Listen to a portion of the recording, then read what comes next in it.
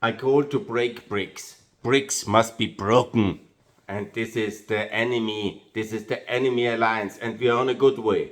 I will describe now in this video why we must break the hostile alliances, which the hostile global system, which Russia and China have created in the last 20 years since their rise and Putin's and Xi's rise. And they have built this kind of BRICS, the Shanghai Cooperation, CIS, yeah, the OPEC and all this OPEC Plus and all this kind of EIA, CSTO, G20. This is of the last 25 years, completely a sign of the weakness of the West, all this global alliance system, and it must be broken. Most of all, breaking BRICS. And here is this unique alliance of the West. You can call it NATO, the EU, or the United States of America, have this unique opportunity now with President Trump and with Ursula von der Leyen to break BRICS and to break all the other hostile seven, as I have said it on many of my videos. You can see the hashtag hostile seven, breaking BRICS and all these things. And where we come? We come with a combination of hard and soft power. Hard power, the United States, breaking Iran's regime. Breaking BRICS starts, of course, there with a military intervention against the theocratic tyranny and bloody tyranny, which on the 8th of January 2026 has supposedly killed up to 40,000 people in this January, most of them, and that bloody day, the first day in January, 8th of January, which will go down in history as one of the most bloody days in world history, where the government has killed the civilians indiscriminately, and it must be regime changed, and there must be free Iran, and that's a key, vital element already in terms of funding, oil resources, military technology support, logistical support of the axis of evil, which is basically the BRICS system, and the core of the BRICS system is the axis of evil, the terrible four: North Korea, China, and of course the Russians and the Iranians. So they are all in this link, and we have to come with hard power, kinetic energy, destroy the brutal regime, and the people will rise, and Iran will be free.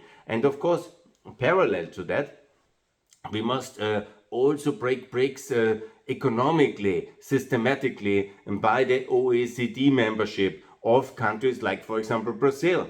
And now we have started with the free trade agreement with the Mercosur. Of course, the parliament and the crazy nutcases there, they have, of course, delayed it. But ultimately, the EU Commission hopefully will put it in force, and it's signed, and so it will enter in force. And so we take Brazil out of BRICS into this, our trading system. And our trading systems are very powerful. These are regulatory superstructures which then bring the systems and the economies into our ideological kind of regulatory, because regulatory systems are also a kind of expression of ideology. Of course, because regulatory means laws. Laws are made by politicians, and so this is the system, and they are now joining our system systematically. Brazil. That means that's a very big in BRICS. It's BRICS. Of course, South Africa is a specific problem, but the big item is now on the ticket is India. If India joins our trading system and they are concluding a trade agreement with us, that is meaningful, and that's the next step is then OECD, and that's the anti-BRICS alliance, and BRICS is dead. We will break it. We will break it. And it is great. And BRICS is dead. And all these philosophers of the global south and these counter-revolutions, axis of resistance, you will face American bombs and European regulatory superpower. And these twin forces, together with the appalling atrocities of the Iranian regime and the brutal genocidal maniac war of Putin, and the lack of this glamour of the Chinese system, which it had in the last 20 years, but it's now fading away. So BRICS is dead, and we will bury BRICS very soon. And all these Russian anti-Western superstructures will go down with BRICS. CSO, this Shanghai thing, where they were all kissing and hugging the tyrants of Asia. That must go. Go, go, go. We have OSCE for that. Yeah, they can join, the good ones, and we will, of course, kick Russia out of it, but they can then be isolated.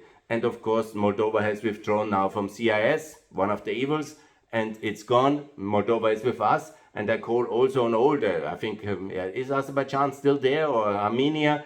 Anyhow, CIS must be killed. Dead. And also breaking BRICS, breaking CIS, breaking OPEC.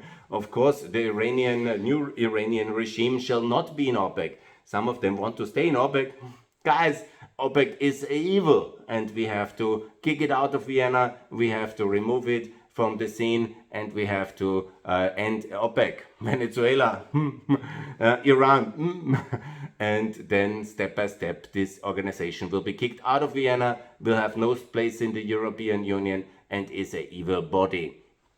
Same disappeasement superstructure of G20. We have G7, thank you very much. We have the OECD, thank you very much. G20, where we sit with the tyrants together to manage the economy in this global economy in the weak phases, and they have their own kind of G20 thingy. That must be, of course, scrapped as well, and BRICS as well, and the Euro-Asian Economic Union is the other evil. So ever the seven, yeah, just breaking BRICS, that's BRICS. Breaking OPEC, ex-OPEC, very good. We have ex-CIS, very good, it's on the way. And ex-CSTO, of course, the anti-NATO. Ex-EARA, that's the Euro-Asian Economic Union, the anti-EU, which Putin created. Ex, and then we have Armenia basically leaving, hopefully very soon. And then they are out of the Caucasus, they are out of Eastern Europe. And then there is only Central Asia. And Central Asia we have to put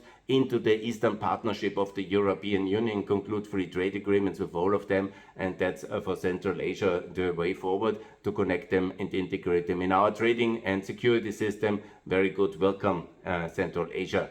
And so we have, that is, was it EIA, and then is one missing. I always miss one of the seven. That's of course the Shanghai Cooperation Council, organization, total useless body, because they have nothing to share but tyranny and autocracy and oligarchy. So ultimately what we have is the OSZE. This is the Vienna-based organization which is for peace and security in Europe and in the future in Eurasia. And of course all the successor states of Russia and all the other states who are in goodwill can join, but Russia must be excluded. And China will not be invited, but India can be invited now. And of course all the others who have shown that they want to be part of the democratic world, of the free world, of the system of the free trade associations. And if we now sign a strategic partnership with India in the economic terms, but also in the military terms, we break India out of this BRICS and we break it out of